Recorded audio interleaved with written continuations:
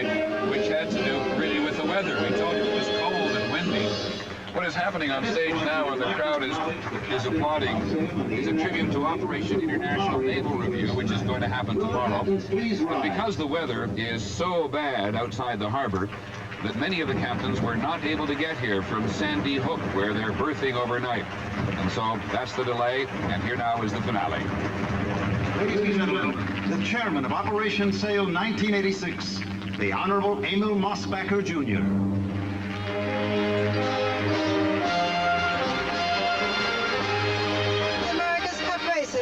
Buzz Mosbacher, two-time winner of the American Cup races. President Reagan, President Mitterrand, Madame Mitterrand, distinguished guests, ladies and gentlemen. It is a great pleasure and privilege for me to honor the captains who have brought their magnificent vessels many thousands of miles from all corners of the globe to join with us in our salute to liberty. To these seafaring gentlemen, we extend our warm thanks and deep appreciation. It is our fervent hope that this convocation of the world's greatest ships will bring us at least a league closer to the international goodwill and peace which we pray is on the horizon. And now it is my great privilege to introduce to you an old friend, a fellow sailor, a great American, the Secretary of the United States Navy, the Honorable John Lehman.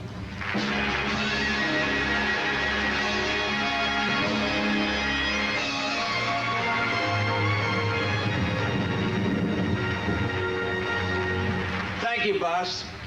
In addition to the tall ships that are gracing our celebration this weekend, we also have naval vessels representing 29 countries from around the globe. There has always been a spirit of camaraderie amongst naval personnel, a mutual respect and love of the sea that transcends borders and government. It is our hope that our foreign visitors will take with them when they leave fond memories of this historic occasion. I know they will take with them the gratitude and affection of the American people for adding their good wishes to those of freedom-loving people everywhere. Sailors have always navigated by the use of bright objects in the sky. And once again, there is a shining torch in our sky to guide them to a safe harbor. It is the torch of the Statue of Liberty. Thank you.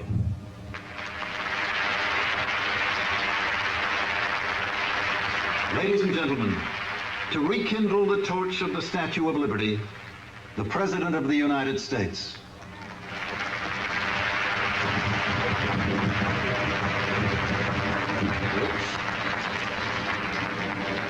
While we applaud those immigrants who stand out, whose contributions are easily discerned, we know that America's heroes are also those whose names are remembered by only a few. Many of them passed through this harbor, went by this lady, looked up at her torch, which we light tonight in their honor. They were the men and women who labored all their lives so that their children would be well-fed, clothed, and educated. The families that went through great hardship yet kept their honor, their dignity, and their faith in God. They passed on to their children those values that define civilization and are the prerequisites of human progress. They worked in our factories, on ships and railroads, in stores, and on road construction crews. They were teachers, lumberjacks, seamstresses, and journalists. They came from every land. What was it that tied these profoundly different people together? What was it that made them not a gathering of individuals, but a nation? That bond that held them together as it holds us together tonight, that bond that has stood every test and travail, is found deep in our national consciousness, an abiding love of liberty. For love of liberty, our forebears, colonists, few in number and with little to defend themselves, fought a war for independence with what was then the world's most powerful empire. For love of liberty, those who came before us tamed a vast wilderness and braved hardships which at times were beyond the limits of human endurance. For love of liberty, a bloody and heart-wrenching civil war was fought. And for love of liberty, Americans championed and still champion, even in times of peril, the cause of human freedom in far-off lands. The God who gave us life, Thomas Jefferson once proclaimed, gave us liberty at the same time. But like all of God's precious gifts, liberty must never be taken for granted. Tonight, we thank God for the many blessings he has bestowed on our land. We affirm our faithfulness in his rule and to our own ideals, and we pledge to keep all alive the dream that brought our forefathers and mothers to this brave new land.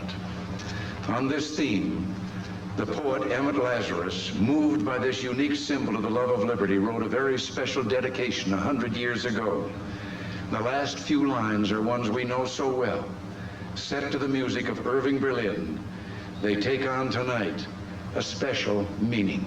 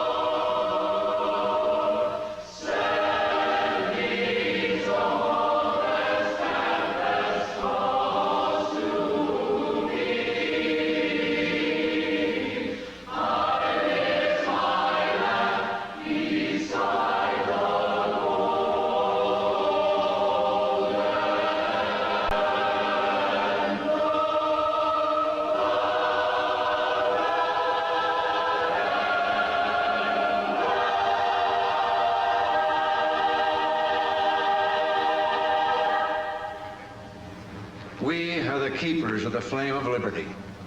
We hold it high tonight for the world to see, a beacon of hope, a light unto the nations. And so, with joy and celebration, and with a prayer that this lamp shall never be extinguished, I ask that you all join me in this symbolic act of faith, this lighting of Miss Liberty's torch.